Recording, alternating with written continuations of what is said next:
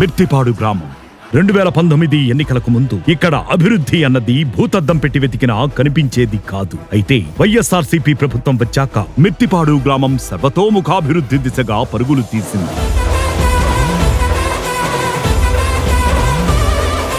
జగనన్న అందించిన కోట్లాది రూపాయల సంక్షేమాన్ని మిర్తిపాడు గ్రామంలో ప్రతి గడప అందుకుంది. 5 ఏళ్ల కాలంలో నభూతో నభవిష్యత్ అన్నట్లుగా మిర్తిపాడు గ్రామం ప్రగతి సాధించింది.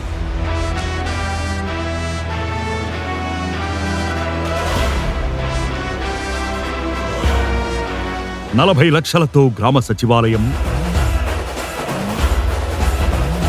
21,80,000తో రైతు భరోసా కేంద్రం,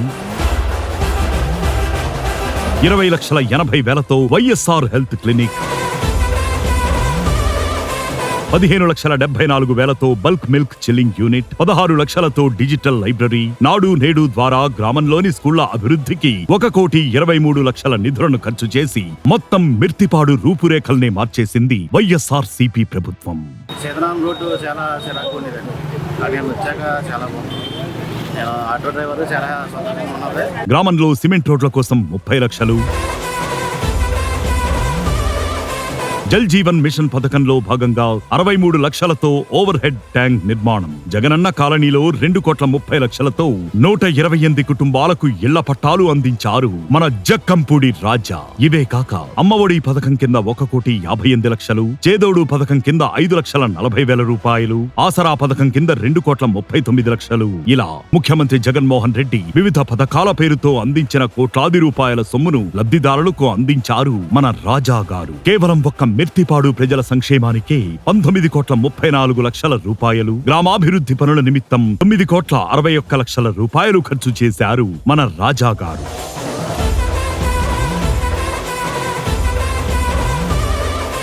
ఇది మిర్తిపాడు గ్రామ ప్రజలకు అందిన అభివృద్ధి ఫలం. ఇలా ఒకటేమిటి, గాంధీజీ కలలు కన్న గ్రామ స్వరాజ్యాభివృద్ధికి నిలువెత్తు నిదర్శనంగా మిర్తిపాడు గ్రామాన్ని మన జక్కంపూడి రాజా తీర్చిదిద్దారు. ఒక్కసారి గెలిపిస్తేనే తమ సత్తా ఏమిటో చూపించారు. మళ్లీ ఎన్నికల సమరం ఆసన్నమైంది. సంక్షేమ శంఖారావంతో ప్రజా సేవ కోసం మరొకసారి మీ ముందుకు వచ్చారు జక్కంపూడి రాజా.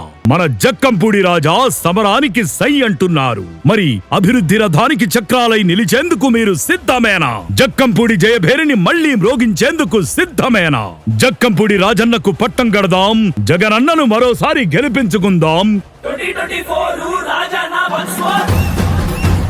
ఈవీఎం బ్యాలెట్ లో 1వ నెంబర్ పై నొక్కి ఫ్యాన్ గుర్తుపై ఓటు వేసి మన జక్కంపూడి రాజాను అఖండ మెజార్టీతో గెలిపించాలని కోరుతున్నాం.